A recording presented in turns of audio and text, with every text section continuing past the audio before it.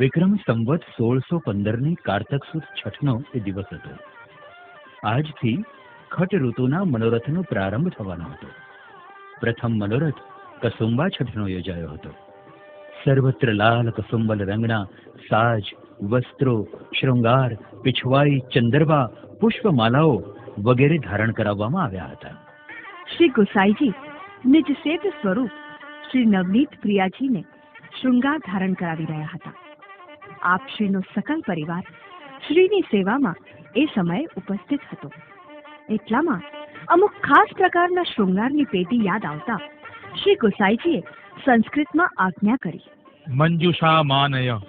એ સમયે શ્રી ગુસાઈજીની સૌથી નજીક આપ શ્રીના પાંચમા પુત્ર શ્રી રઘુનાથજી ઉભા હતા અને બાલ સહજ ભાવે શૃંગારનું નિરીક્ષણ કરી રહ્યા હતા. શ્રી ગુસાઈજીની આજ્ઞા થતાં જ શ્રી રઘુનાથજી સૌની પહેલા દોડ્યા. સંસ્કૃતમાં થયેલી આ આજ્ઞા 4 વર્ષના બાળક પૂરેપૂરી તો સમજી ન શક્યા, પરંતુ શૃંગાર અંગેની જ કોઈ વસ્તુ પિતૃચરણે મંગાવી છે એટલું જરૂરથી સમજી શક્યા.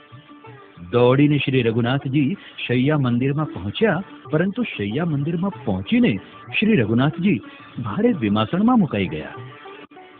हे भगवान, काका जी ने संस्कृत में क्या कही वो तो हमको तो समझे ही नहीं और अति उत्साह से यहाँ चले आए. अब आज्ञा का पालन नहीं होगा तो सब बड़ी हंसी करेंगे. हे प्रभु, अब हम क्या करें? हे श्री गोवर्धन नाथ जी, बड़े ताचरण हमारी लाज रखियो और काका जी को अवेयर होगी तो वह बढ़ देंगे और खाली हाथ जावेंगे तो हंसी होगी. हे प्रभु, अपने बालक की लाज राखियो. तरत शैया मंदिर में उज्ज्वल प्रकाश फैलाई गयो. श्री महाप्रभुजी प्रगट थया. श्री रघुनाथजीए बंडीनी बाहीथी नयनों पर बाझेला अश्रु बिंदुओ लूछी नाख्या અને શ્રી મહાપ્રભુજીને સાષ્ટાંગ દંડવત પ્રણામ કર્યા. ઉભા થતા પ્રસન્ન વદને કાલી કાલી બોલીમાં श्री रघुनाथ जी बोल्या, अभी हमारे नेत्र में हजारों सूर्य अवतीर्ण हो रहे हो ऐसा लग रहा है. हमारा रोम रोम आनंदित हो रहा है.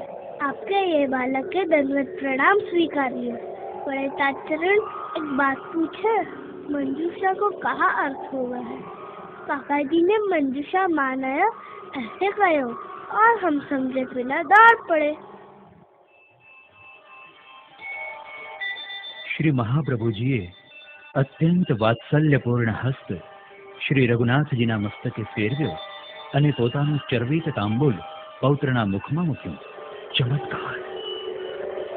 શ્રી રઘુનાથજીને તત્કાળ સંસ્કૃત ભાષાનું જ્ઞાન લાદ્યું અને ખૂણામાં મૂકેલી મંજૂષા એટલે કે પેટી લઈને આપ શૈયા મંદિરમાંથી બહાર પધાર્યા.